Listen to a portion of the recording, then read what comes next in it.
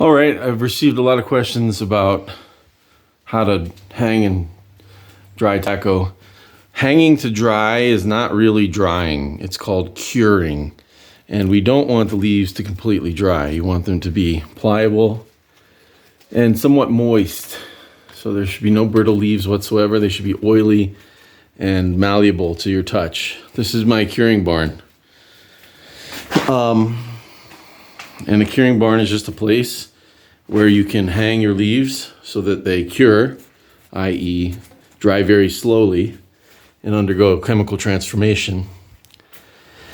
And a place that you can somewhat control the humidity. So these are the rows that I have. I'll go over the steps of what it means to cure, how to do it in terms of how you might want to set up your curing barn. Okay, so as you can see, today is a rainy day. So there's my tobacco field up there. The first thing that you're going to want to do is time it so that your curing, i.e. the hanging to dry part, somewhat coincides with the rainy season. We don't want a ton of rain because then we'll get mold, but we do want rain. This is a hydrometer. It measures the relative humidity of the air. As you can see, we're at 70%. If this gets too high to like 80 or 85 or 90, you want a place that has ventilation, preferably cross ventilation. So as you can see, I can open these windows and get some cross ventilation towards the front and also towards the back. But right now 70% humidity is pretty good, so I'm going to keep it. Other things to consider. Ideally, you do not want brick or cement because that sucks out moisture from the air. Brick, porous brick like this, and cement will absorb moisture and it'll be really dry. So ideally, you should not have that. But I've taken a few measures to combat that. This isn't a very good measure, but if you have plastic, put it down on the floor, cover the brick. This floor is brick, cover it.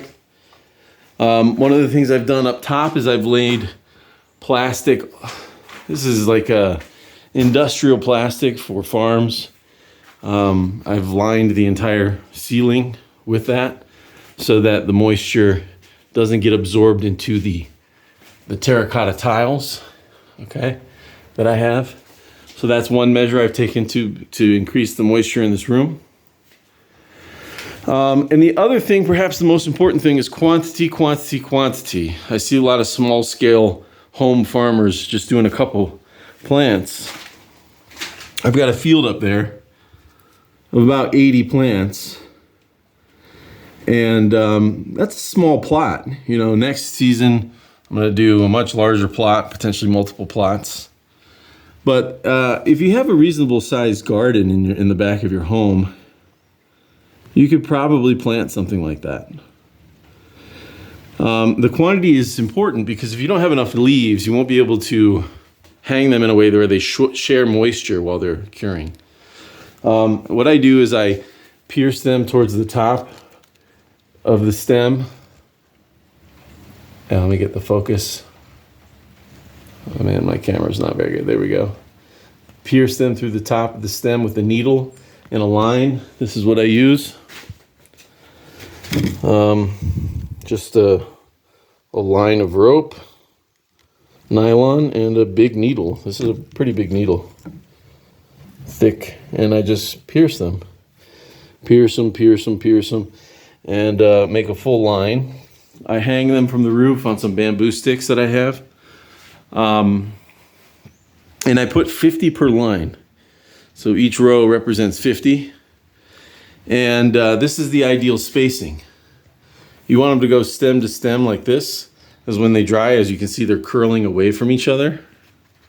And so they'll curl in, and as they curl away from each other, they won't mold. You'll get some discoloration, but none of that is mold. That's just discoloration. This will probably be, I don't think these will make it for cigars. This will probably just be pipe tobacco. But it's a discoloration. Eventually, as you ferment, the whole coloration will be more uniform, but that's a different process, and I'll explain that later.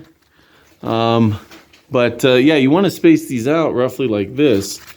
The reason being is they're going to share moisture from leaf to leaf as they slowly dry out, and they won't lose all their moisture. It's going to share moisture through the process, and they won't get brittle and dry. You don't want to do that.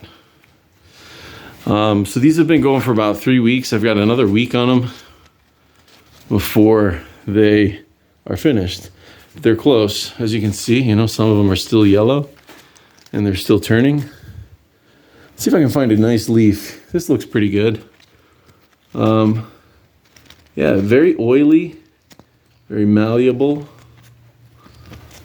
and looks great here. So we're getting close. That's about all I can say.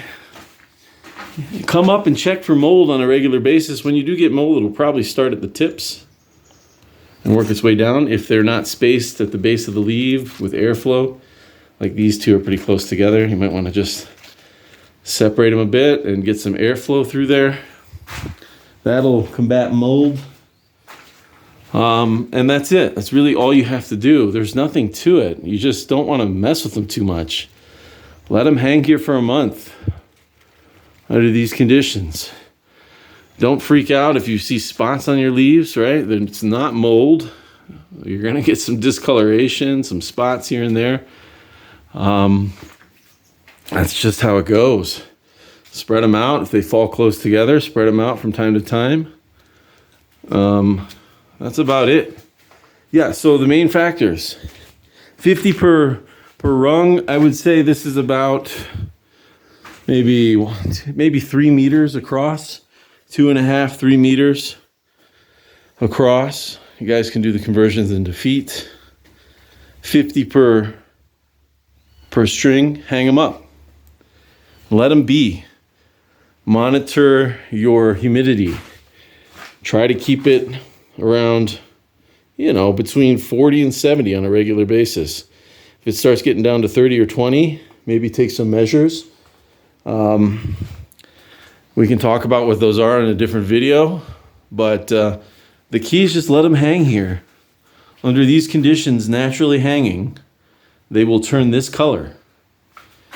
With patience and monitoring against mold, they will turn this color naturally. So there's not much to this process. You don't want to handle them too much. And then again, choose the rainy season so that you have a lot of humidity. And that's about it for this process. In about a week, I will make a video about taking these down, rehydrating them a little bit if necessary. We'll address that when we get to it. They're pretty perfect right now, but that's because there's a lot of rain right now. And we're going to bunch them into hands of about 25 with rubber bands, and we're going to start the fermentation process. All right, I'll see you in the next video.